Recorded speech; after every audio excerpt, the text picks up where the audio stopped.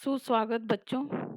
मैं राजश्री सिंह जवाहर नवोदय विद्यालय वाराणसी से आज मैं आप सबको बाल राम कथा में वर्णित राम द्वारा बिताए दंडक वन में 10 वर्ष प्रसंग के बारे में बताने वाली हूँ। अब तक बताए गए प्रसंग के अनुसार भरत राम की खड़ाऊ लेकर अयोध्या लौट आए और तपस्वी का वेश धारण करके नंदीग्राम रहने चले गए। भरत के अयोध्या लौट आने के बाद राम ने चित्रकूट के सभी मायावी राक्षसों का सफाया कर दिया। अयोध्या के लोग हमेशा वहां आते रहते थे। इस बात से राम परेशान थे। उन्होंने सोचा, यदि मैंने राजगद्दी नहीं ली है, 14 वर्ष मैं वन में हूँ, तो मुझे राजकाज के बातों में हिस्सा नहीं लेना चाहिए। अर्थात उन्होंने चित्रकूट छोड़ने का निश्चय कर लिया। राम ने अत्रि मुनि से आज्ञा ली और चित्रकूट छोड़कर दंडक वन जाने का निश्चय कर लिया। दंडक वन एक घना जंगल था। यहाँ के तपस्वियों को राक्षस हमेशा तंग करते थे। मुनियों ने राम से मायावी राक्षसों से रक्षा करने के लिए कहा। राम 10 वर्ष तक दंडक वन में रहे। वहाँ से क्षरभंग मुनि से मिले।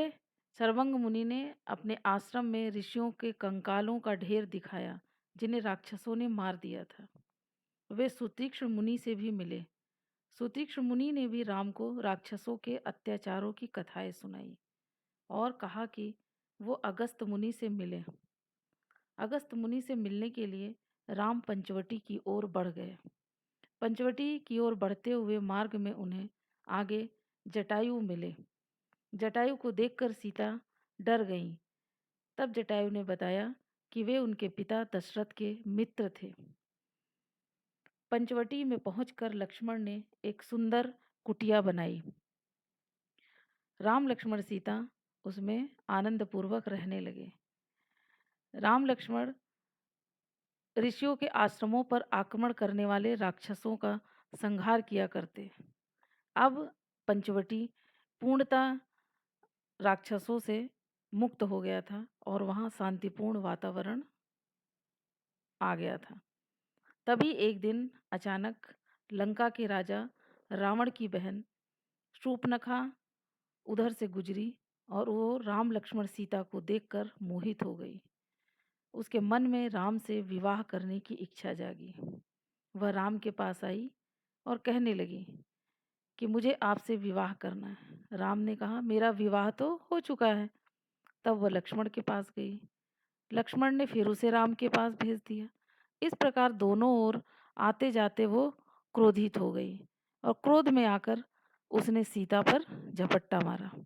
जैसे ही उसने सीता पर झपट्टा मारा, लक्ष्मण ने तुरंत उसकी नाक काट दी। खून से लथपथ शूर्पणखा रोती हुई कहाँ पहुंची? अपने भाई खरदूषण के पास। शूर्पणखा की ये दशा देखकर खरदूषण को बड़ा क्रोध आया। खरदूषण ने तुरंत 14 राक्षसों को राम को मारने के लिए भेजा। राम ने तो एक ही बार में उन 14 राक्षसों का खात्मा कर दिया। तब खरदूषण अपनी बड़ी सी सेना लेकर राम से युद्ध करने पहुंचा। राम ने खरदूषण का भी वध कर दिया। उसी सेना में कुछ राक्षस जान बचाकर भाग गए। उन भागने वाले राक्षसों में एक अकंपन नाम का राक्षस भी था, जो कहाँ पहुंचा? लंका। लंका पहुंचकर उसने रावण को इस बारे में बताया और सलाह दी कि सीता का अपहरण कर ले। रावण सीता का हरण करने के लिए चल पड़ा। रास्ते में उसे मारीच मिला। मारीच ने रावण को ऐसा ना करने की सलाह दी और मारीच की सलाह मानकर रावण वापस लंका लौट गया। रावण लंका पहुंचा ही था कि पीछे से शूर्पणखा रोती हुई पहुंची और उसने जाकर रावण को अपना दुखड़ा सुनाया और उकसाया कि उसका भाई लंकापति रावण है और उसके रहते हुए उसके बहन की नाक कट गई। उसने बताया कि राम और लक्ष्मण तो बहुत वीर हैं, परंतु उनके साथ एक सुंदर स्त्री है जिसे मैं आपके लिए लाना चाहती थी, परंतु तभी लक्ष्मण ने मेरी नाक काट दी। रावण को गुस्सा आया और वह पंचवटी की ओर चल पड़ा।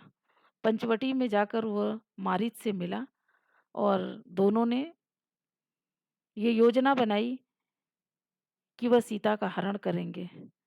रावण ने मारीच को सोने का हिरण का रूप रखने के लिए कहा। मारीच सोने का हिरण का रूप रख के कुटिया के चारों ओर घूमने लगा और रावण ने एक तपस्वी का रूप रखा और एक पेड़ के पीछे छुप गया। राम लक्ष्मण सीता कुटिया में बैठे थे, तभी सीता की नज़र उस मायावी सोने के हिरण पर पड़ी।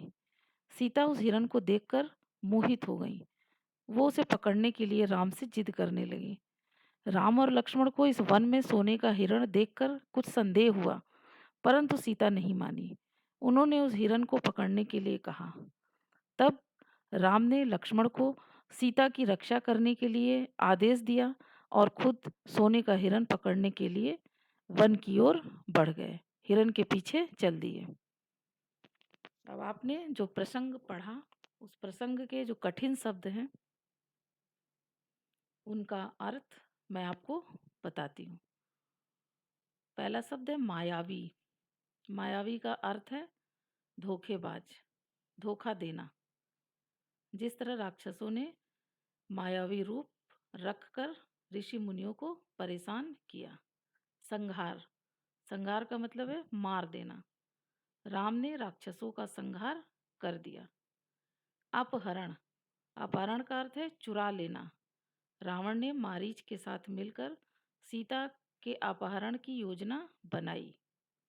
दुर्दशा, दुर्दशा मतलब खराब दशा। शूर्पणखा की नाक कट जाने पर उसकी दुर्दशा हो गई। तत्काल का अर्थ है तुरंत। अब आपने जो प्रसंग पढ़ा, मैंने आपको उसके बारे में बताया। उससे संबंधित कुछ प्रश्न हैं जो आपको करने हैं। पहला अति लघु उत्तरीय प्रश्न है, राम लक्ष्मण और सीता तीनों अत्रि मुनि से विदा लेकर कहाँ चल पड़े? इसका उत्तर आपको एक शब्द या एक वाक्य में देना है। दूसरा प्रश्न है, अकंपन कौन था? इसका उत्तर भी आपको एक शब्द या एक वाक्य में देना है। तीसरा प्रश्न है, राम लक्ष्मण और सीता दंडक वन में कितने वर्ष रहे थे? इसका उत्तर भी आपको एक शब्द में देना है। चौथा प्रश्न है लघु उत्तरीय, क्षरभंग मुनि के आश्रम पहुंचने के बाद राम ने क्या देखा? इसका उत्तर आप 2 से 3 वाक्य में देंगे। पांचवा प्रश्न है, शूर्पणखा कौन थी? उसने राम के पास जाकर क्या कहा? ये दीर्घ उत्तरीय प्रश्न है। इसका उत्तर 5 से 6 वाक्य के अंतर होना चाहिए। छठा प्रश्न है, खरदूषण कौन था? राम और खरदूषण के युद्ध का वर्णन कीजिए। यह भी दीर्घ उत्तरीय प्रश्न है। यह भी 5 से 6 वाक्य में होना चाहिए। सातवां प्रश्न है, रावण और मारीच ने सीता के हरण के लिए कौन सी रणनीति बनाई, अर्थात कौन सी योजना बनाई? यह भी दीर्घ उत्तरीय प्रश्न है। इसका उत्तर भी 5 से 6 वाक्य में होना चाहिए। अब हम लोगों ने जो ये प्रसंग पढ़ा कि राम के द्वारा दंडक वन में 10 वर्ष बिताए गए, इस प्रसंग से हमें राम के चरित्र से यह शिक्षा मिलती है कि हमें असहाय और ज़रूरतमंद की सहायता करनी चाहिए, मदद करनी चाहिए। धन्यवाद।